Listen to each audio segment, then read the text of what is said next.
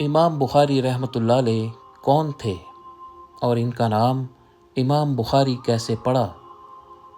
دوستو، آج آپ کو امام بخاری کے بچپن سے وفات تک کی پوری کہانی آپ کو بتائیں گے، جسے آپ نے شاید ہی کبھی سنی ہو یا دیکھی ہو۔ اگر ہماری ویڈیو آپ کو اچھی لگے تو ہمارے چینل کو سبسکرائب ضرور کریں اور ویڈیو کو لائک کریں۔ دوستو، امام بخاری کا پورا نام محمد بن اسماعیل بن ابراہیم البخاری تھا، لیکن آپ امام بخاری کے نام سے ایسے مشہور ہوئے کہ آپ کا پورا نام بہت کم لوگ ہی جانتے ہیں۔ آپ 13 شوال 1994 ہجری میں جمعہ کے دن نماز کے بعد دنیا میں تشریف لائے۔ بچپن میں ہی آپ کی آنکھوں کی روشنی چلی گئی تھی۔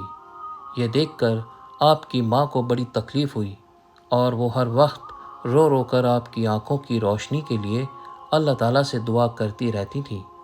ایسے غمگین ماحول میں ایک دن ایک بڑا چمتکار ہوا، جس سے ایک رات میں آپ کی قسمت کا تارا چمک گیا۔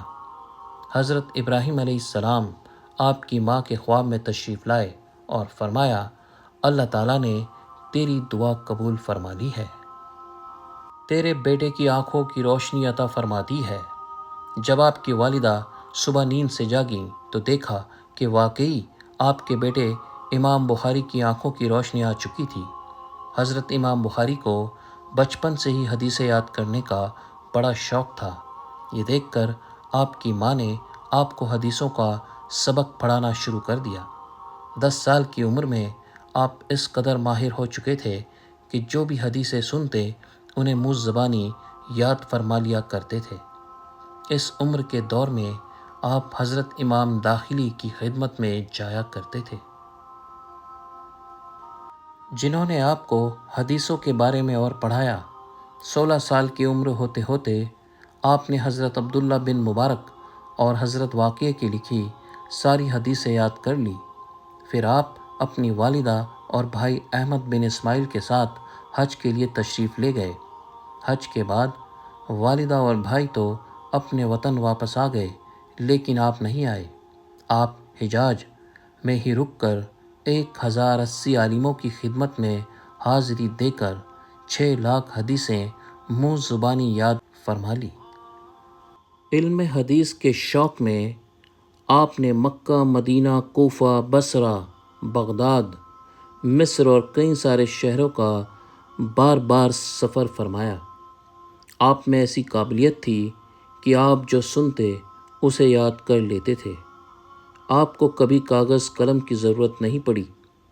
ایک وقت کی بات ہے، آپ کے ایک ساتھی نے آپ سے فرمایا، محمد، تم خالی ہاتھ درسگاہ میں آتے ہو اور صرف حدیث سنتے ہو، لکھتے نہیں ہو، تو تمہارے آنے کا کیا مطلب؟ آپ نے فرمایا، تم میرا امتحان لے سکتے ہو۔ اسی دوران آپ نے جو 1500 حدیثیں وہاں سنی تھی، آپ نے وہ ساری حدیثیں ایک ایک کر کے آپ کے ساتھی کو سنا دیں، تو وہ اور آس پاس موجود لوگ آپ کی یادداشت دیکھ کر دنگ رہ گئے۔ یہاں تک آپ کی ساری حدیثیں سن کر آس پاس موجود لوگوں نے اپنی لکھی غلطیاں سدھار لیں۔ امام بخاری کا ایک اور واقعہ ہے۔ ایک دن حضرت اسحاق بن راوے کے کچھ دوستوں نے کہا کہ اچھا ہوتا اگر کسی عالم کو اللہ تعالیٰ یہ توفیق دیتا کہ وہ حدیث کی ایک کتاب لکھ دے۔ اس وقت حضرت امام بخاری وہاں موجود تھے۔ دوستوں کی کہی بات آپ کے دل میں سما گئی اور آپ نے حدیثوں کی ایک کتاب لکھنے کا پکا ارادہ فرما لیا۔ چنانچہ آپ نے اپنی یاد کی ہوئی 6 لاکھ حدیثوں میں سے 9082 حدیثیں 16 سالوں کی سخت محنت کے بعد ایک کتاب کی شکل میں تحریر فرمائی، جسے آج بخاری شریف کہا جاتا ہے۔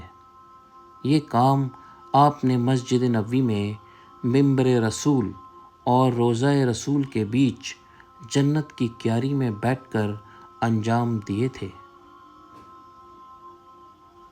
آپ اس وقت حدیث شریف لکھنے سے پہلے غسل فرماتے، 2 رکعت نماز ادا کرتے اور پھر حدیث شریف لکھتے۔ اسی خلوص کا نتیجہ ہے کہ آپ کی یہ کتاب پوری دنیا میں مشہور ہو گئی اور آج بھی پڑھی جاتی ہے۔ آپ بڑے خوددار قسم کے انسان تھے۔ بخارا ایک جگہ کے حاکم خالد بن احمد نے آپ کو حکم دیا کہ آپ شاہی محل میں آ کر شہزادوں کو بخاری شریف اور دوسری مذہبی کتابیں پڑھایا کریں۔ حضرت امام بخاری نے فرمایا، میں علم حدیث کو ذلیل نہیں کرنا چاہتا، آپ اپنے بچوں کو میری درسگاہ بھیج دیا کریں، میں وہیں انہیں پڑھا دوں گا۔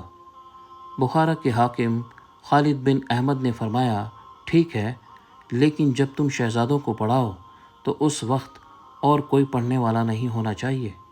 آپ نے فرمایا، علم تو سبھی کے لیے ہے، اس کو حاصل کرنا غریب امیر سب کا حصہ ہے، میں کسی کو پڑھانے سے منع نہیں کر سکتا۔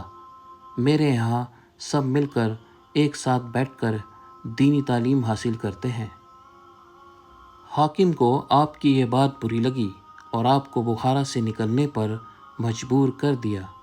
آپ بخارا سے چل کر نیشابور پہنچے، لیکن وہاں کے حاکم نے بھی آپ کے ساتھ ایسا ہی برتاؤ کیا۔ وہاں سے نکل کر آپ خرتنگ نام کے چھوٹے سے گاؤں میں تشریف لائے اور وہیں حدیث کا درس دینا شروع کر دیا۔ آخری عمر تک آپ اسی گاؤں میں رہے اور 62 سال کی عمر پا کر 256 ہجری میں آپ دنیا سے پردہ فرما گئے۔